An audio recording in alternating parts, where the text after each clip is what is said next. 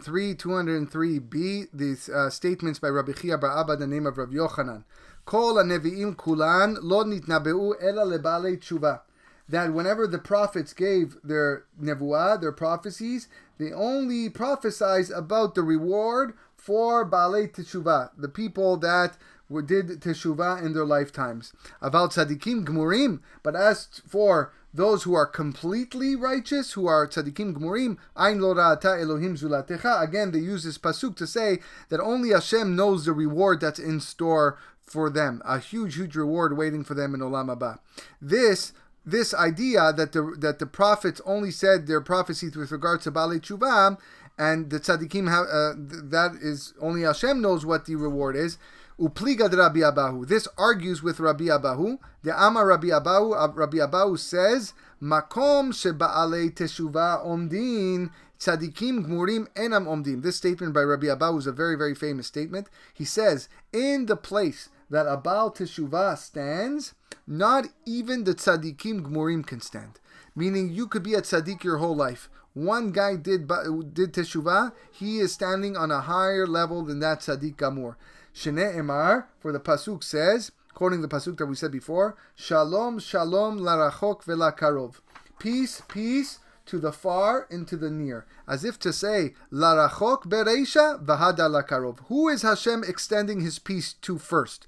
First, he's extending peace to larachok, to the guy who was far, meaning the guy who sinned. First, he's extending peace to that guy first, v'hadar lakarov, and only then lakarov. Larachok bereisha, the first person he's extending greetings to was a person who was far.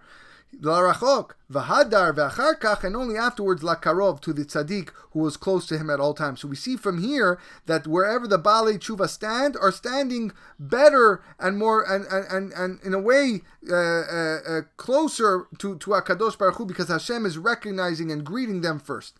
Rabbi Yochanan Amar Lach, Rabbi Yochanan would say differently. Remember, Rabbi Yochanan said above here that the tzaddikim gmurim are on a higher level, and only Hashem knows their true reward. Rabbi Yochanan Amar Lach, he would say, "My rachok." What is the meaning of this word rachok? Shehaya rachok midevar avera meikara. He was far from sin all along. The tzaddik gamur, the pure tzaddik, he was far from sin his whole life. And that's why he is greeted to first. Umay karov. What does it mean, karov? Shaya karov lidvar avera v'nitrachak mimenu. The karov is a reference to the person, the Baal Teshuvah, who was close to davar avera. He was close to sin. Yes, v'nitrachak mimenu. He now distanced himself from sin. He's now far away from sin, but that doesn't mean that he's standing closer to Hashem. According to Rav Yochanan, the person who is closer who is the tzaddik gamur, because he was far away from sin to begin with, and then only after him is the Baal Teshuvah who was karov to sin, and now he further distanced himself away. So we have here an argument between Rabbi Yochanan and Rabbi Abhu as to who is closer to HaKadosh Baruch Hu, the Baal Teshuvah or the tzaddik gamur. According to Rabbi Yochanan, it is the tzaddik gamur who is closer to Hashem, and according to the Rabbi Abhu, it is the Baal Teshuvah who is closer to Hashem, and they both learn it from this pasuk, but they interpret the pasuk differently. According to Rabbi Abhu, the Baal Teshuvah is closer, and we know that because it says Shalom La Rachok first. La Rachok is a person who was further away from Hashem, and according to Rabbi Yochanan, it's a tzaddik who is closer, because the word rachok means here not the Baal Teshuvah, but rather the person who was far away from sin, who was a tzaddik gamur. So it's a different way of interpreting what rachok and karov means. The Gemara continues, Hashtam my ain lo ra'ata. My ain lo ra'ata. What is the meaning of no eye has seen? We said that the reward is that no one knows what the reward is. Only Hashem knows. Amar Rabbi Yoshua ben Levi. Rabbi Yoshua ben Levi says, Ze yain hameshuvmar ba'anavav misheshet yemei breshit.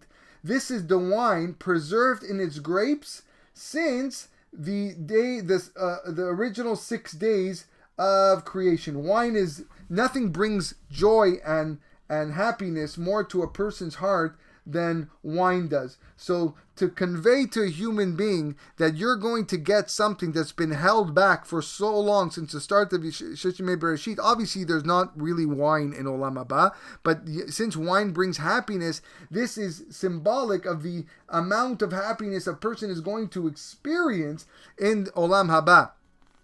Rabbi Shmuel Bar Nachmani Amar, Rabbi Shmuel Bar Nachmani says, Ze Eden. This is in reference to Eden, right? Shelo shalta bo en kol birya, upon which no eye of eye of any creature has seen. Eden, and that's going to be revealed in Olam Haba. That's why we call it Gan Eden, right? Because when you get to Olam Haba, this is called Gan Eden. It's the Eden, the part that no one's ever seen. So the Gemara says, Shema Tomar Adam Harishon Hechanaya.